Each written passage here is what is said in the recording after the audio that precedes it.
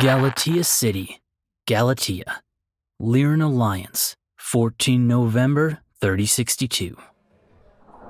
A low rumble shuddered through the dining room at Sephiria, jangling the metal and beadwork charms and lamps hanging from rough-hewn rafters. It could only be another dropship landing, a seismic roar that reverberated through the 3 kilometers of rock between Galaport and this back-alley basement. At least you could hear it. Sephiria was quiet. Everywhere else you'd looked, the music was cranked high, the drinks pricey, and the bar stickier than the floor. The drinks weren't any cheaper here, but the mole pies were good, the jollof was redolent of peppers and spices, and you could do business.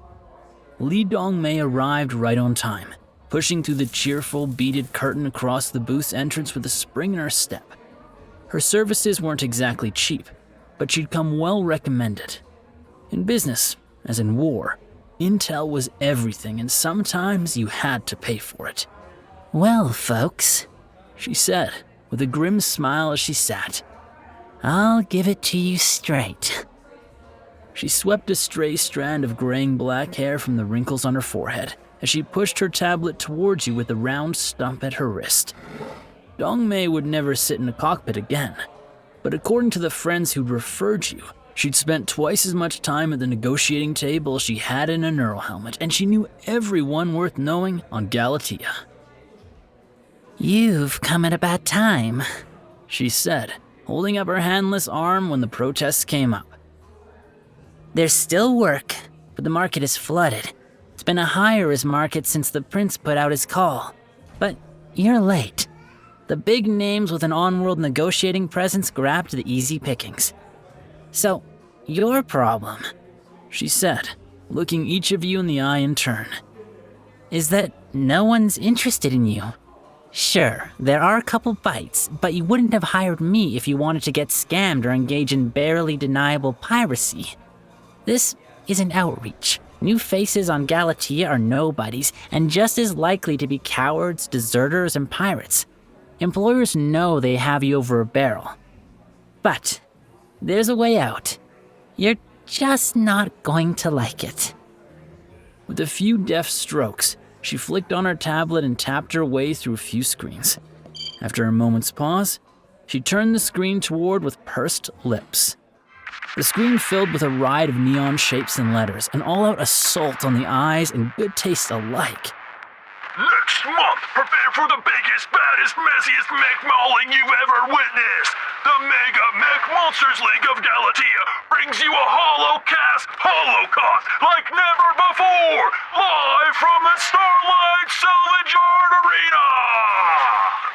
The screen, already a riot of fire, explosions, and melting metal, cut to a lance of mechs leaping down from a massive hydraulic platform, even as it lifted up under them.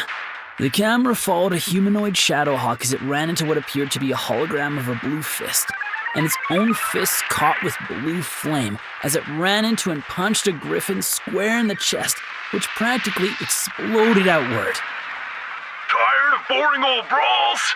The announcer yelled as the sparkle of shattered armor falling in the arena lights was drowned out by the electric discharge of a particle cannon smashing into the Shadowhawk's shoulder. "We bring you Super Mech Sunday! We bring you real magic, real power-ups, and fights like you've never seen before!" The camera smash-zoomed in on the shooter, a spindly-legged cicada with a red target icon hovering over the PPC mounted on its back, before a wave of missiles smashed into it and started to glow with waves of animated pulsing light, like an iron ingot fresh from the forge. Dongmei hit stop. "You get the idea. This is Galatea. Anyone that doesn't have a reputation doesn't get hired, especially in this market. This is a new promotion and they're still recruiting. Lazar is a dick, but his company does actually pay. You win, you walk away with some winning salvage and a good chance at a real contract. Now, the arena is built over a bunch of salvage dropship legs, and..." Her tablet pinged with an incoming call. "Oh, this is him. Let me do the talking. I think you should know what you're getting into." Well, hello. Lazar crowed the instant she picked up, Dongmei, baby! I hear you some prospects for me? We're gonna blow those Solaris chumps out of the water with this one. Hey, I can't see you. His image spilled from the tablet, the thin metallic frame somehow too flimsy to contain the expansive image of his grand self, leaning over the camera. He was as bright a creature as his promo reel, a pale suit against a retina-searing tie with slicked hair crowning a viper's face with intense brown eyes.